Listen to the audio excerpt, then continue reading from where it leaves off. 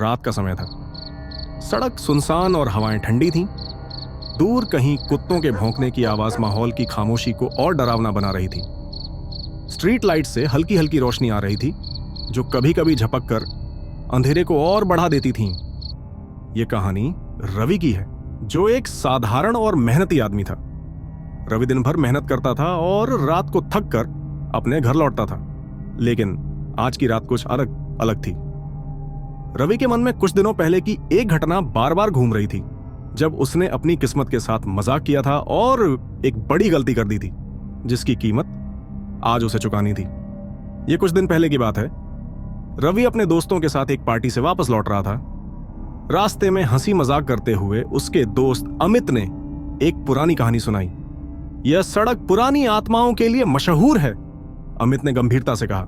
कहते हैं जो भी इस भटकती आत्मा को चुनौती देता है वह कभी वापस नहीं आता। यह सुनकर रवि जोर से हंसा। कौन सी आत्मा?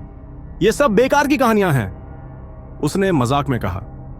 अगर वह आत्मा है तो मुझे आकर दिखाए, अमित ने तुरंत रवि को चेतावनी दी। रवि, ऐसी बातें मजाक में मत लिया करो, ये चीजें सच में खतरनाक होती हैं। लेकिन रवि अपनी बात पर अड़ा रहा और हंसते हुए बोला, अरे अमित, तुम तो डरपोक हो, ये सब झूठ है, कुछ नहीं होगा। अब वही रवि उसी सुनसान सड़क पर अकेला चल रहा था। रात के 12 बज चुके थे। वह थका हुआ था और बस जल्दी से घर पहुंचना चाहता था, लेकिन उसके दिल में एक अजीब सी बेचैनी थी। के झोंके उसके चेहरे को ठंडा कर रहे थे और पेड़ों की सरसराहट उसे कुछ सुनने पर मजबूर कर रही थी। अचानक रवि का फोन बजा। स्क्रीन पर एक अनजान नंबर था। रवि कुछ देर रुका, लेकिन फिर फोन उठा लिया। हेलो, कौन? दूसरी तरफ से एक धीमी सी सरसराती आवाज सुनाई दी। तुमने बुलाया था? अब वह तुम्हारे पीछे है? रवि का दिल धड़क उठा। उसने तुरंत पीछे मुड़कर देखा, लेकिन वहां कोई नहीं था। यह कौन मजाक कर रहा है? बकवास बंद करो, उसने गुस्से में कहा और फोन काट दिया। अब उसके कदम तेज हो गए, लेकिन जैसे जैसे वह आगे बढ़ता गया, अजीब अजीब चीजें होने लगीं।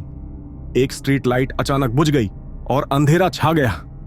हवा और ठंडी हो गई और उसे ऐसा लगा जैसे कोई उसके पीछे चल रहा हो। यह सब मेरा वहम है। हां, यह सब सिर्फ वहम है, रवि ने खुद को समझाने की कोशिश की। लेकिन उसका वहम उस वक्त हकीकत बन गया जब उसका फोन फिर से बजा। वही अनजान नंबर था। रवि के हाथ कांपने लगे। उसने झिझकते हुए कॉल उठाई और कहा, अब क्या चाहते हो? कौन हो तुम? दूसरी तरफ से वही सरसराती आवाज, लेकिन इस बार ज्यादा साफ और डरावनी। तुमने मजाक किया था और अब वह तुम्हारे पीछे है। रवि का चेहरा सफेद पड़ गया। उसने तुरंत दौड़ना शुरू कर दिया। उसके कदमों की आवाज सुनसान सड़क पर गूंज रही थी, लेकिन उसके पीछे किसी और के कदमों की आवाज थी। रवि जितना तेज दौड़ सकता था दौड़ता रहा, लेकिन उसके पीछे बढ़ते कदमों की आवाज उसके डर को और बढ़ा रही थी।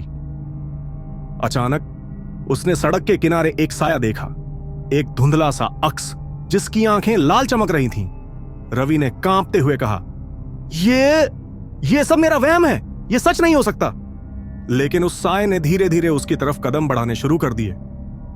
रवि रास्ता बदलकर एक गली में घुस गया और एक दीवार के पीछे छिप गया।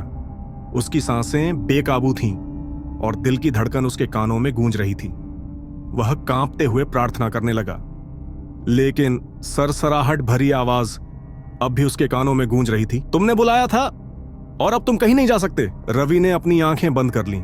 उसका पूरा शरीर डर से कांप रहा था। अचानक उसके कंधे पर किसी का ठंडा हाथ महसूस हुआ। उसने पलटकर देखने की भी हिम्मत नहीं की। अगली सुबह गांव वाले उस गली में इकट्ठा हुए थे। रवि की लाश जमीन पर पड़ी थी।